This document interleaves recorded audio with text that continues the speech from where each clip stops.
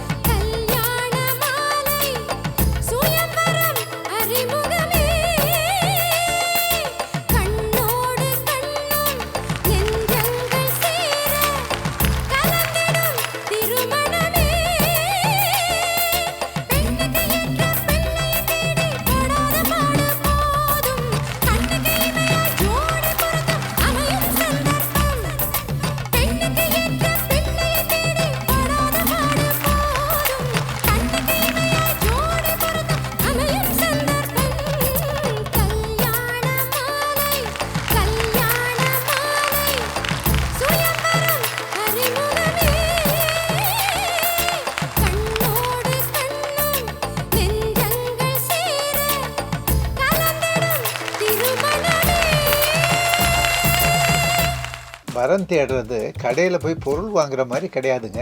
பொண்ணும் பையனோட எக்ஸ்பெக்டேஷனை புரிஞ்சிக்கவே முடியல. அதுக்காகத்தான் என் தலைமையில் இயங்குகிற எக்ஸ்க்ளூசிவ் மேட்ரிமோனியில் பதிவு பண்ணுங்கன்னு சொல்கிறேன்.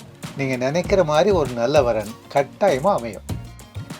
உலகெங்கும் வாழும் தமிழர்கள் தமிழ் புத்தாண்டை கொண்டாடி கொண்டிருக்கும் இந்த நல்ல வேளையில் அனைவருக்கும் கல்யாண மாலையின் சார்பில் பராபவ ஆண்டு தமிழ் புத்தாண்டு நல்வாழ்த்துக்களை தெரிவித்துக் கொள்கின்றோம். அனைவருக்கும் தமிழ் புத்தாண்டு நல்வாழ்த்துக்கள். இந்த நேரத்தில் கல்யாண மாலை ஒரு அற்புதமான ஒரு மைல்கல்லை எட்டி இருக்கின்றது. சன் டிவி கல்யாண மாலையின் 1300வது வாரத்தை இந்த நேரத்தில் நாம் கொண்டாடி கொண்டிருக்கின்றோம். 26 ஆண்டுகளாக தொடர்ந்து ஒளிபரப்பாகும் ஒரு தமிழ் நிகழ்ச்சி என்றால் அது கல்யாண மாலை மாத்திரமே. இந்த நேரத்தில் கல்யாண மாலை எனும் மாபெரும் வரத்தை எங்களுக்கு அளித்த இறைவனுக்கு நன்றியை காணிக்கையாக்குகின்றோம். 26 ஆண்டுகளாக தொடர்ந்து கல்யாண மாலையை ஒளிபரப்பிக் கொண்டிருக்கும் சன் டிவிக்கு எங்களுடைய மனமார்ந்த நன்றிகள். இந்த 26 வருஷத்துல கல்யாண மாலை மூலமா 6.5 லட்சத்திற்கும் மேற்பட்ட கல்யாணங்கள் நடந்தேறுகிறது. வரன் தேடுவோரும் வரன் தேடுற பெற்றோரும் கல்யாண மாலை மீது கொண்டிருக்கும் நம்பிக்கைக்கு மனப்பூர்வமான நன்றி. பட்டிமன்றம் என்கின்ற ஒரு பட்டு நூலால கட்டி அத்தனை பேரையும் அரவணைத்து இணைத்து செல்கிறது கல்யாண மாலை. எங்களுக்கு நடுவராக பொறுப்பேற்றவர்கள் தங்களது அருமையான கருத்துக்களின் மூலம் தமிழ் கூறும் நல்லுலகிற்கு ஒரு நல்ல செய்திகளை எடுத்துச் சென்ற பேச்சாளர்கள் அனைவருக்கும் இந்த நேரத்தில் எங்களுடைய நன்றியை காணிக்கையாக்குகின்றோம். இந்தியாவிலும் உலகெங்கிலும் இந்த கல்யாண மாலை நிகழ்ச்சியை நடத்தி தர ஏற்பாடு செய்த ஏற்பாட்டாளர்களுக்கு மனமார்ந்த நன்றி. இவ்வளவு வருடங்களும் எங்களோடு பயணிக்கும் ஸ்பான்சர்ஸுக்கு நன்றி. எல்லாவற்றிற்கும் மேலாக நாங்கள் எங்கே போனாலும் கல்யாண மாலையை நாங்கள் தொடர்ந்து பார்க்குறோம் அப்படின்னு சொல்கிறவங்க எக்கச்சக்கமானவர்கள். அவர்கள்தான் இந்த வெற்றிக்கு மிகப்பெரிய காரணம். அந்த வகையில் உலகெங்கும் வாழும் தமிழர்கள் அனைவருக்கும் கல்யாண மாலை சார்பில் மனப்பூர்வமான நன்றியை தெரிவித்துக் கொள்கின்றோம். இதே ஆதரவை தொடர்ந்து நீங்கள் நல்க வேண்டும் என்று வேண்டி விரும்பி கேட்டுக்கொள்கின்றோம். மீண்டும் ஒருமுறை அனைவருக்கும் தமிழ் புத்தாண்டு நல்வாழ்த்துக்கள்.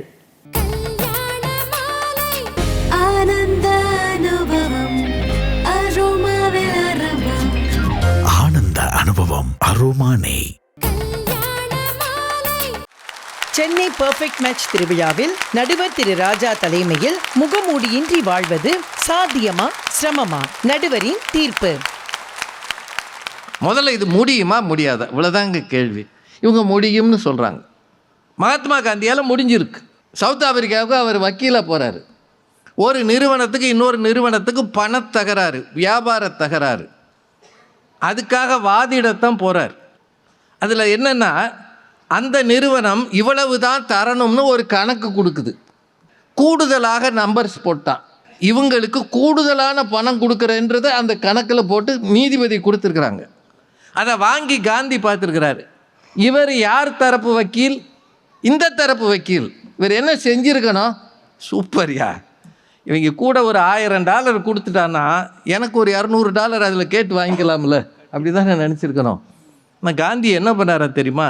இதில் பிழை இருக்கிறது, எங்களுக்கு வர வேண்டிய தொகை இவ்வளவு கூடுதலாக இல்லை, குறைவாக அதை குறைத்து கொடுங்கள்னு அங்கே போய் சொல்லியிருக்கிறார். இவர் கூட்டிகிட்டு போன அந்த கேஸ் வச்சு அந்த ஆள் என்ன நினச்சிருப்பாருன்னு வைங்க, இதெல்லாம் ஒரு வக்கீல், அவருக்கு மேலே இருந்த ஒரு வக்கீல் அதெல்லாம் முடியாது, நமக்கு என்ன போச்சு, அவன் தப்பு. அது காந்தி இல்லை, இதுதான் சரி, எது உண்மையோ அதன் பக்கம்தான் நான் நிற்பேன் அப்படின்னு காந்தி பேசியிருக்கிறார். முதல் கேஸ்லேயே இப்படி. இப்போ எல்லாரும் அவரை ஒரு மாதிரி பார்த்துருக்கிறாங்க. ஆனால் அந்த நீதிபதி அவரை பார்த்து சொன்னாராம், இப்படி ஒரு மனிதரை இப்போது தான் முதலில் பார்க்கிறேன். அதனால் காந்தியை பற்றி அவரது மதிப்பீடு மிக உயர்ந்தது. சார், காமராஜர்னு நம்ம ஊரில் ஒருத்தர் இருந்தார், பெருந்தலைவர்னு அவரை ரொம்ப பெருமையாக பேசுவோம். இன்னைக்கு நம்மெல்லாம் ஓரளவு படிச்சிருக்கிறோம்னா அவர் திறந்த பள்ளிக்கூடங்கள் தான் அதற்கு காரணம். அவர் ஒரு ஊர் வழியாக போகிறாரு, சின்ன கிராமம். ஒரு போஸ்ட் மரத்தில் மேலே ஏறி ஒருத்தன் நின்று தலைவரே வாழ்க, தலைவரே வாழ்கன்னு கத்தியிருக்கிறான். நம்மளாம் என்ன நினைப்போம்? பாரியா, என் தொண்டை எங்கே இருக்கான்னு தெரியுமா? தொண்டர்களை உயர்த்துவதுன்னா இப்படி உயர்த்தணும், எங்கே? எலக்ட்ரிக் போஸ்ட்டில். அப்படி தானே அவர் நினச்சிருக்கணும். அவர் வண்டியை நிறுத்தி அவர் இறங்கி, கீழே இறங்கல, கீழே இறங்கு, நான் வாழ்வேன், விழுந்தேன்னா நீ வாழ்வியா, இறங்கு கீழே. எந்த தலைவராக இப்படி சொல்லுவாங்களா? ஐயா, தொண்டன் வாழ வேண்டும் என்ற தலைவர்கள் இருந்திருக்கிறார்கள். சார், இது எல்லாமே உண்மை. இந்திய வரலாற்றில் மிக அதிக நாட்கள் சுதந்திர போராட்டத்தில் ஜெயிலில் இருந்தவர் நேரு தான், மறந்துடாதீங்க. இந்த தலைவர்களெல்லாம் நம்ம மறந்துட்டோம். இந்த நேர்மையாக இருப்பதை பற்றி சொன்னாங்க. நம்ம ஊரில் முடியுமா, நம்ம ஊரில் முடியுமான்னு. இன்னைக்கு ஒரு செய்தி வந்திருக்கு, புனேல அஞ்சு அப்படின்ற ஒரு தூய்மை பணியாளர், தெருவில் குப்பை அள்ளுற ஒரு பெண், அவங்க குப்பை அள்ளிக்கிட்டே போயிருக்காங்க. அதிகாலையில் ஒரு பை கிடந்திருக்கு, ஒரு பேக்கு. இந்த அம்மா என்னடா பேக்கு கிடக்குன்னு தூக்கி குப்பை வண்டியிலே வச்சு தள்ளிக்கிட்டே போயிருக்கிறாங்க. கொஞ்ச நேரம் கழித்து திரும்பி அதை திறந்து பார்த்தா உள்ள கொஞ்சம் மருந்தும் மாத்திரையும் 10 லட்சம் ரூபாயும் இருந்திருக்கு. அந்த அம்மா அன்னைக்கு கூட அந்த வேலையை விட்டுட்டு வீட்டுக்கு போயிருக்கலாம். ஆனால் நேரடியாக யாரோ ஒருத்தர் விட்டுட்டாரு, யாரோ ஒரு மனுஷனோட காசு, அவன் எவ்வளவு பதறுவான்னு அவங்க நினச்சிக்கிட்டு இருக்கும்போது அந்த வழியாக அந்த ஆள் தேடி வந்திருக்கிறான். மாயன் பைய கீழே விழுந்துருச்சு, இருக்கான்னு கேட்டிருக்கிறான். இருக்கியா, இதுதானே உன் பணம், இது உன்னுடையதா, அதில் என்னென்ன இருக்குன்னு சொல்லுன்னு விசாரித்து அவன் கையிலேயே கொடுத்துருக்குறாங்க. ஒரு சாதாரண தூய்மை பணியாளர், மிக உயர்ந்த பதவிகளில் இருக்கிறவனுக்கு இல்லாத நேர்மை அந்த அம்மாட்ட இருந்திருக்கு. ஆசை ஆசை ஆசை பெருகி கிடக்கிற இந்த சமூகத்தில் இப்படி ஒரு பெண் நம்ம புனேயில் இருந்திருக்கிறாங்க. இன்னைக்கு எல்லாரும் அவங்கள பாராட்டுறாங்கன்னா, இங்கேயும் ஆசை இல்லாமல், பொய் சொல்லாமல், உள்ளது உள்ளபடி வாழ முடியும் என்பதுதான் இவர்கள் மூவரின் கருத்து. காலம் மாறலாம், ஆனா கல்யாணப்பட்டுனா அது போத்தீஸ் சாமுத்ரிகா பட்டு தான். போத்தீஸ் சாமுத்ரிகா பட்டு.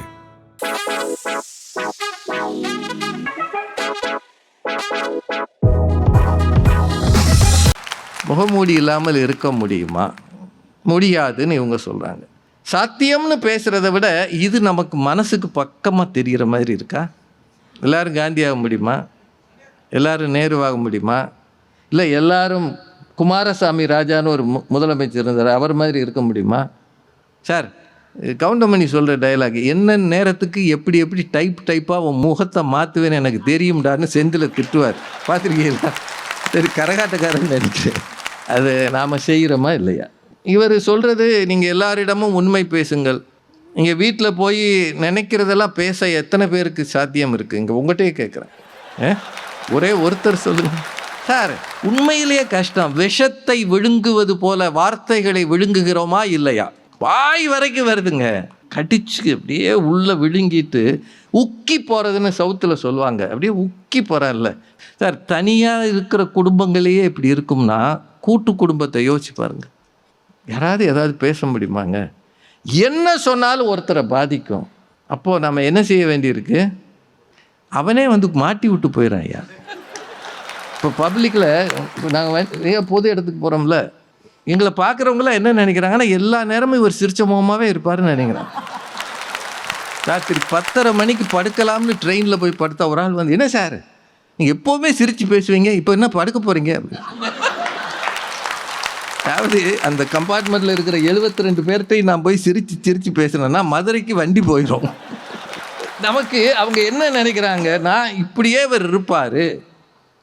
நேற்று ஒரு அம்மா கேட்குது, எல்லா பட்டிமன்றத்துலேயும் தோற்று போகிறீங்களே, உங்களுக்கு அது தப்பாக தெரியலையா? நீங்கள் அதுக்காக வருத்தப்படலையா? ஏன் நான் என்ன எலெக்ஷனில் நாமினேஷன் கட்டியா நின்னேன்? ஒரு பட்டிமன்றம் ஐயா. இப்போ நாம் பொது வேடிக்கையில் எப்படி இருக்க வேண்டியது, கொஞ்சம் இருக்கத்தானே வேண்டியிருக்கு. சின்ன பிள்ளைகளை கூப்பிட்டு படம் எடுக்கிறேன்றாங்க, அது இங்கிட்டு திரும்பி நிற்கிது. ஏன்னா அதுக்கு பிடிக்கலை, அவன் நம்மளை பார்க்கவே விரும்பலை. இப்போ இங்கே 2 பேர் இப்போ வெளிநாட்டில் இருந்த பிள்ளைகளை கூப்பிட்டு வந்து முன்னாடி உட்கார வச்சுருக்காங்க. அது எவ்வளவு கஷ்டப்படும்ன்றது எனக்கு தான் தெரியும். நாம் ஒவ்வொரு இடத்துக்கு ஒரு முகமூடி போடுகிற மாதிரி உலகம் இருக்கிறதுங்க. நீங்கள் சந்திக்கிற எல்லா மனிதர்களிடமும் உங்கள் மனத்தில் இருப்பதை பேச முடியாது. வெளியிலையும் பேச முடியாது, வீட்டிலையும் பேச முடியாது, அலுவலகத்தில் பேசவே முடியாது. இதுதான் உண்மைங்க. நிறுவனங்களும் இப்படி முகமூடி போட்டுக்கொண்டு நம்மை அணுகுகிறது. எல்லா நிறுவனங்களின் விளம்பரங்களிலும் ஏதோ ஒரு முகமூடி இருக்கிறது. சென்னைக்கு மிக அருகில் நல்ல தண்ணி வசதியோடு பிளாட்டுகள் ரெடி. இன்று வந்தால் சென்ட்டு 1 லட்சம் ரூபா தான், நாளை வந்தால் 1.5 லட்சம் ஆகும். விளம்பரம் வருதா இல்லையா? நீங்கள் வண்டி ஏறினீங்கன்னா நிச்சயமாக செங்கல்பட்டுக்கு மிக அருகில் தான் இருக்கும். ஆனால் அவங்க சென்னைக்கு மிக அருகில்னு சொல்கிறது என்ன? அது ஒரு முகமூடி தான் இல்லையா? ஆனால் யோசித்து பார்த்தால் நஷ்டத்துக்கு யாரும் வணிகம் பண்ண மாட்டார்கள். அவர்கள் சொல்லுவதில் ஏதோ ஒன்று இருக்கத்தானே இருக்கிறது. ஆனால் அந்த தூண்டிலை போட்டால்தான் மீன் சிக்கும் என்பது எல்லா வணிகருக்கும் தெரியுமா இல்லையா? அப்படின்னா ஒவ்வொன்றிலையும் ஏதோ ஒன்று இருக்குங்க. நிறைவாக சொல்கிறேன், முகமூடி இல்லாமல் வாழணும்ன்றதாங்க எல்லாரோட ஆசை. இந்த சமூகம் நேர்மையாக இருக்க வேண்டும், இந்த சமூகம் உண்மையாக இருக்க வேண்டும், எல்லாரும் சத்திய சோதனை செய்ய வேண்டும். நீங்கள் உங்களுடைய வாழ்க்கையை திரும்பி பார்த்தா அத்தனையும் வெட்ட வெளிச்சமாக சொல்ல வேண்டும். அப்படி சொல்லிட்டீங்கன்னு வைங்க, அவ்வளோதாங்க.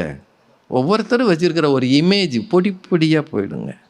உங்கள் வார்த்தையிலேயே உங்கள் இமேஜ் பொடி பொடியாக போவதை விட சுற்றி இருக்கிற சூழலில் அமைதியை உருவாக்குவது சமூகத்துக்கும் உங்களுக்கும் குடும்பத்துக்கும் நல்லது.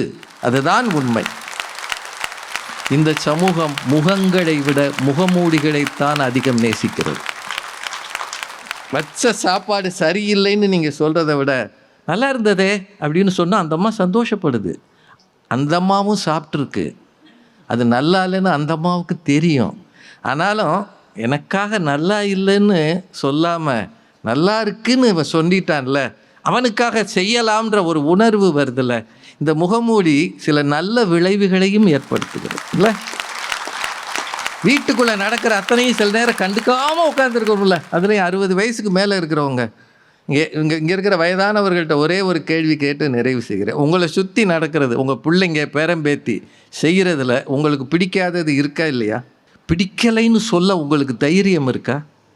காரணம், சமூக அமைதிக்காக பல நேரங்களில் நாம் சிலவற்றை மறைத்து நம்மை நாமே மாற்றிக்கொண்டு கடைசியில் யோசித்து பார்த்தோன்னா, நான் அப்போல்லாம் இப்படி இல்லை சார், இப்போ தான் இப்படி மாறிட்டேன்னு எல்லாரும் நினைக்கிறார்கள். வேறு வழி இல்லை என்பதால் முகமூடிகளை அணிந்து கொண்டு தான் நாம் வாழ வேண்டி இருக்கிறது. அதை மாற்றுவது சிரமம். எல்லாரும் காந்தி, நேரு, அன்னை தெரசாவாக ஆக முடியாது, பெருந்தலைவராக மாற முடியாது. நம் சூழல் இன்றைக்கு முகமூடிகளை அணிவது சாத்தியம் என்று நான் நம்பவில்லை. முகமூடி இல்லாத வாழ்க்கை ரொம்ப சிரமம். இந்த சிரமம் உங்களுக்கு வர வேண்டாம். கூடுமான வரை உங்களுக்கு நேர்மையாக இருங்கள். ஆனால் மற்றவர்களை பார்க்கும்போது நாகரிகமாக தேன் தடவிய சொற்களை பயன்படுத்துங்கள். அப்போதுதான் நீங்கள் நிம்மதியாக இருக்க முடியும் என்று சொல்லி இப்படிப்பட்ட தலைப்பை தந்த மீரா நாகராஜன் அவர்களுக்கும் 25 ஆண்டுகளை நிறைவு செய்கிற கல்யாண மாலைக்கும் இந்த மேடையை அமைத்து கொடுக்கிற சன் தொலைக்காட்சிக்கும் நன்றி சொல்லி, முகமூடி இல்லாத வாழ்க்கை சிரமமே என்று சொல்லி விடைபெறுகிறேன். நன்றி, வணக்கம். சென்னை பர்ஃபெக்ட் மேட்ச் திருவிழாவில் பிரபல மருத்துவர்கள் பங்கேற்கும் ஆரோக்கியத்தை பாதுகாக்கும் மந்திர மொழியான பத்திரமா பார்த்துக்குங்க பேச்சரங்கம் அடுத்த வாரம் சன் டிவி கல்யாண மாலையின் அடுத்த படப்பிடிப்பு மே 10ஆம் தேதி ஞாயிற்றுக்கிழமை மதுரை தல்லாக்குளம் ராஜா முத்தையா மன்றத்தில் காலை 9 மணி முதல் சன் டிவி கல்யாண மாலை வரன் அறிமுக நிகழ்ச்சி நடைபெற உள்ளது. மேலும் வரன் தேடும் அந்தந்த சமூகத்தினருக்கான தனிப்பட்ட சந்திப்பு.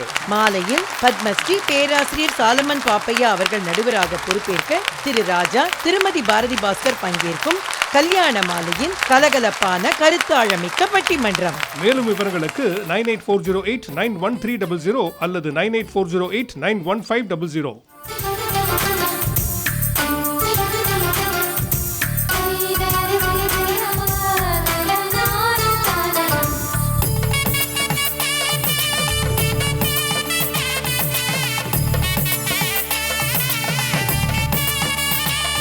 உங்கள் வீட்டு வரனுக்கு மிகச் சிறப்பான இல்வாழ்க்கை துணை அமைய பதிவு செய்து கொள்ளுங்கள் kalyanamaalai.com. 36 வருட அனுபவம் 23 கிளைகள் கொண்ட சிறந்த சுற்றுலா நிறுவனம் மதுரை ஸ்ரீமுருகன் டிராவல் ஏஜென்சி. எங்க சூப்பர் ஸ்டாரோட ஸ்டார் பச்சையப்பா பிரைஸ். எங்க வீட்டு 5 ஸ்டார்ஸோட 5 ஸ்டார்ஸ் பச்சையப்பா சில்க்ஸ். எப்படி சூப்பர்னா?